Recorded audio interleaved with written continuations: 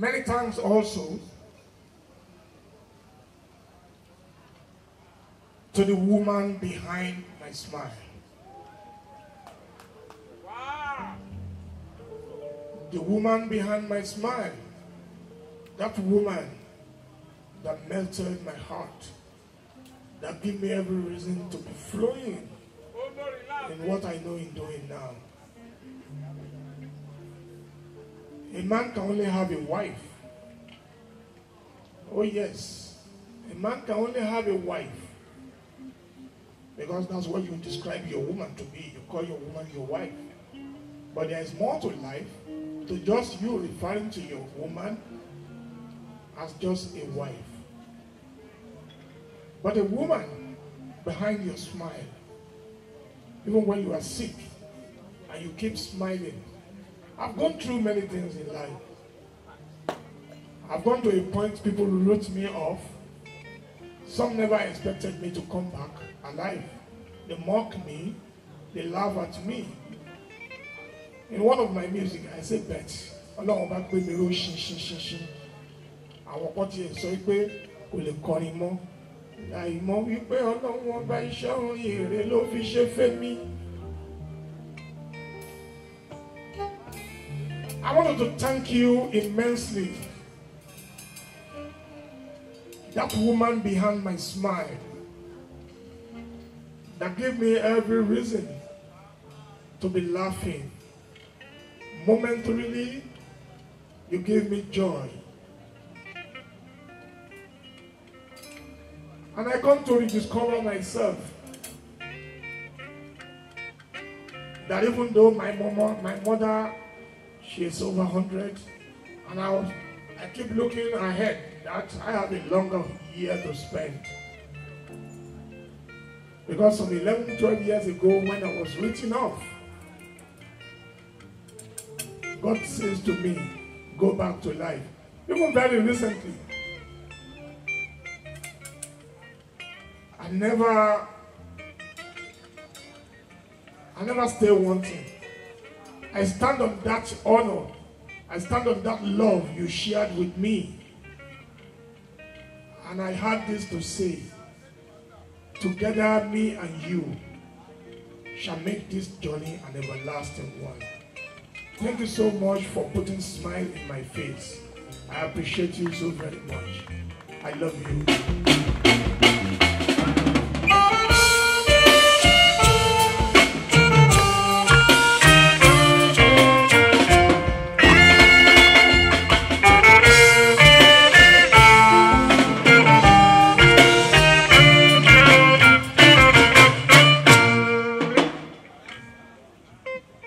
To those of you that have come here to perform tonight, this morning,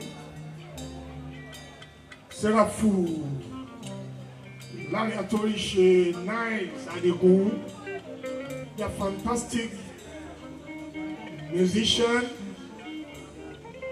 from different fields they are. And individually, to those of them that are even here now, because very many musicians will be here. A lot of sick patients will be there on their bed and they'll be listening to the kind of a music that will bring them back to life. If you find Larry Atorishe around me, because he is a pastor who has a lot of dreams, I choose to have him around me and I flow with him. Thank you for sharing your time with me, Larry. Seraphu has been my boy, my son. It's time to be recognized anywhere. He donated every part of his childhood to myself. Daddy, this must happen. I thank you also, all the way from England back to Nigeria. It's time to be recognized. Thank you so very much. Come have a check.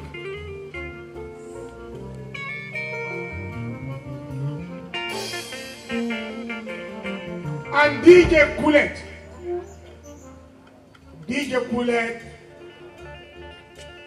a young lady I found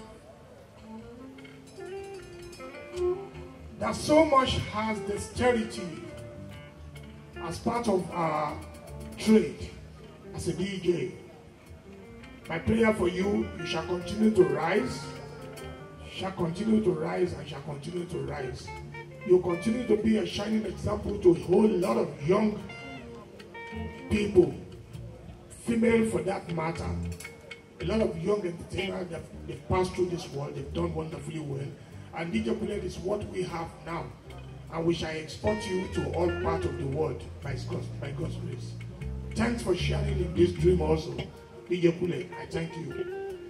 And nice. Adegun Alapo plenty. Adegun, I choose you among the rest because you always remind me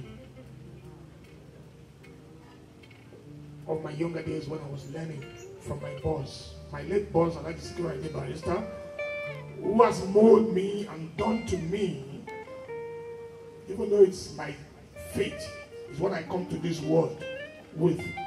But am I yard no silly? Nobody am yard no siwa. Femora, am I yard no siwa? About the money yard no siwa. Ọkùnrin yard no siwa. Obìnrin yard no siwa. Gbogbo ẹni bá yọdún sí mi. Ó ṣèjì ìyanu Ọlọ́run ọba, ìyanu Ọlọ́run ọba, ìyanu Ọlọ́run ọba, ìyanu Ọlọ́run ọba, ìyanu Ọlọ́run ọba, òun lẹ ó máa rí.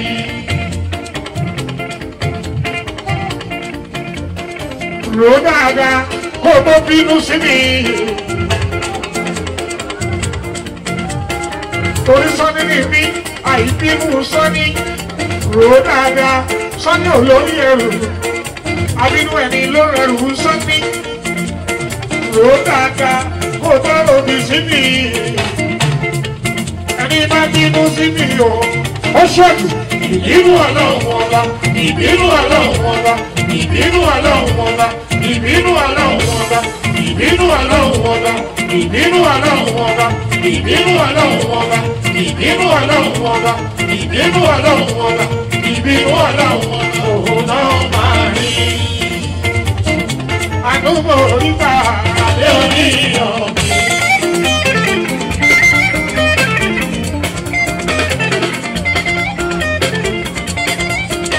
Yọ̀wọ̀ àdúgbò oríta àlẹ́ oníyàn mi.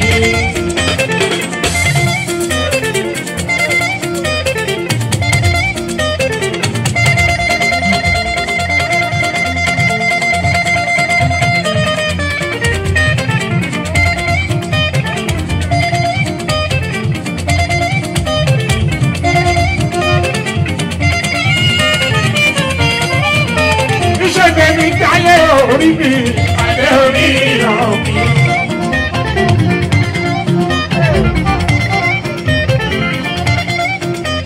Bàbá wà sí àlọ́yà, àlẹ́ orí ìran mi.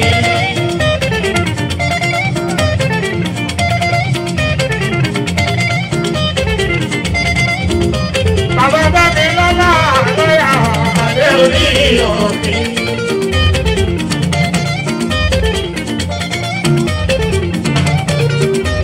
Bàbá sí àlọ́yà, àlẹ́ orí ìran mi.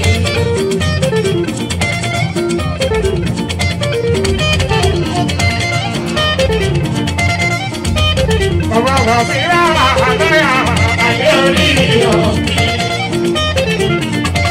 Orígbò wá ṣe kí ní ẹ̀rọ fún mi, àlẹ́ orí ìran mi.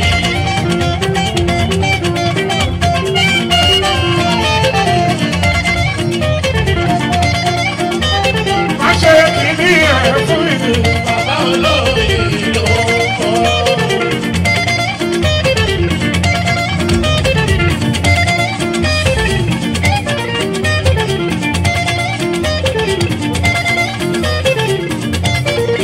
Ọ̀pọ̀lọpọ̀ mi lọ́wọ́ wá sí àjò àjò orí ọ̀mí.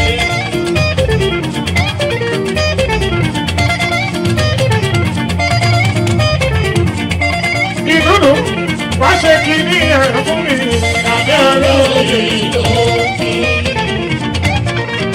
Orí náà wá ṣe.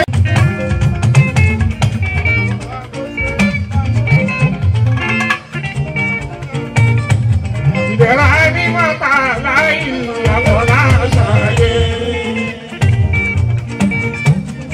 Ayọ̀padà yìí ọmọ ojú ṣàkọlá ọ̀dọ́ yìí ni máa ṣàyè. Ọmọ ojú ṣàkọlá ọ̀dọ́ yìí ni máa bàní. Bàbá borí ọmọ àmì náà jù. Adé orí ọ̀kì.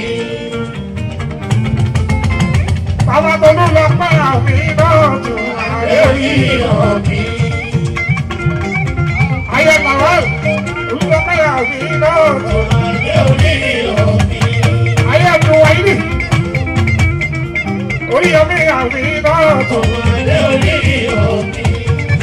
Ẹ̀bọ̀n ti bẹ̀rẹ̀ ní mọ́tà láyé àfọlá ṣáájú. Adoni Adeni o, Àfọlá ṣáájú. Adoni Adeni o, Àfọlá ṣáájú. Àwọn ìbọ̀sẹ̀ ní yàrá síra. Àwọn ìbọ̀sẹ̀ ní yàrá síra. Láàyè lọ́la. Ìbọ̀sẹ̀ ní yàrá síra. Láàyè lọ́la. Àwọn àbúrò Àṣàkẹ́ Ìdáyà túbọ̀lá jí bèbí. Àṣàkẹ́ dà, mo bí. Àṣàkẹ́ mi máa wọlé. Àwọlé máa rọra. Ṣèkí kékeré, ṣèkí kékeré. Bí mo ṣe dá lọ́mọ púpọ̀, ayé orí ọ̀mí. Bí mo ṣe dá lọ́mọ púpọ̀, ayé orí ọ̀mí. Ọmọ ló yí mi, ọmọ ló yí mi ká. Ọmọ ló yí mi, ọmọ ló yí mi ká. Àbúrò tiẹ̀ tó fi jọ́ méje jùlọ, ó dà.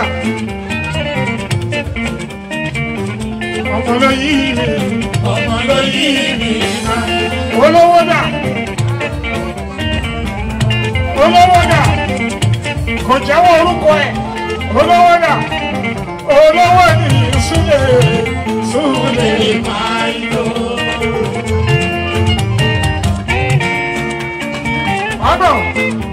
Ọ̀nàrẹ́bù, ó yàwó, ọ̀nàrẹ́bù, ó yàwó, ó ṣe kiri ẹ̀ fún mi. Bàbá olóyìnbó, òyìnbó ṣe kiri ẹ̀ fún mi. Bàbá olóyìnbó. Kini ẹ̀ fún mi. Bàbá olóyìnbó. Wọ́n ṣe náà. Wọ́n sọ ìwé ọmọ aládé àlàáfíà. Àìdè ọmọ aládé àlàáfíà. Ìrẹ̀jà kìnìún Júdà. Ìrẹ̀jà kìnìún Júdà. Júwà, ìrẹ̀yà kìnìún Júdà. Gbogbo nílé Jésè. Gbogbo nílé Jésè. Ọmọ sí nílà ṣe máa rí sá. Sílẹ̀ èdè ó dáṣẹ́ tó rọ́mì o. Lórí eré fújì. Ó dúpẹ́ tèmi, ó dúpẹ́ Ọlọ́run. Ó dúpẹ́ Ọlọ́run. Òrìbò, ó ṣe mo dúpẹ́ Ọlọ́run. Ìbúrú, ó dúpẹ́ Ọlọ́run. Ọ̀sọ́ ìlú, kẹ́kọ̀ọ́ máa bú ẹ o. Ìlú, kẹ́kọ̀ọ́ máa bú ẹ. Ìdùnnú ọmọ lára iwájú àlè ṣe àlè orí ìyàn. Àbúrò sísù, ọmọ tó ń jẹ ìdíwá sí ìwò.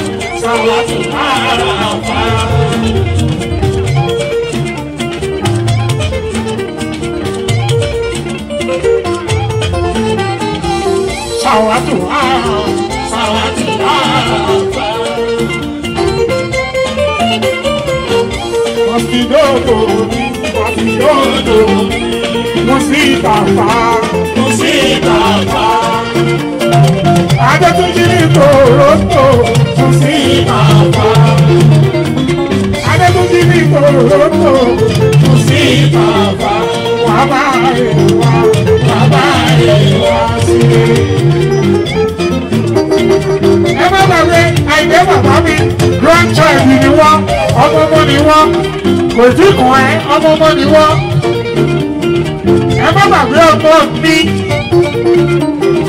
àìdè bàbá mi ọmọ mi àkọ́kẹ́ mẹ́lísà kàùsí àtò àkọ́kẹ́ mẹ́lísà kàùsí àtò àìdè bàbá sáà lórí ọ̀gbìn àìdè bàbá sáà lórí ọ̀gbìn ọmọ lóyìnbí ọmọ lóyìnbí kan ó yá ẹ jẹ́ ká ṣe máa tiwa alálùbáríkà. Mo bẹ̀ ọlọ́wọ́ náà gbogbo ọmọ tó fún wa ṣé wọ́n lọ́wọ́ tí ó yàn ó tí ó ṣe mú bàbá yẹn tí ó ṣe mú màmá yẹn àbò ìrìnlẹ̀ lẹ́nu kan máa bí mo ní òkò ìkan lórí ṣe tù èmi mọ́ mi kan gbogbo wa wípé kò tọmọ ẹ mo lè mú ọ ní ṣe ẹ̀jẹ̀ ká lè má.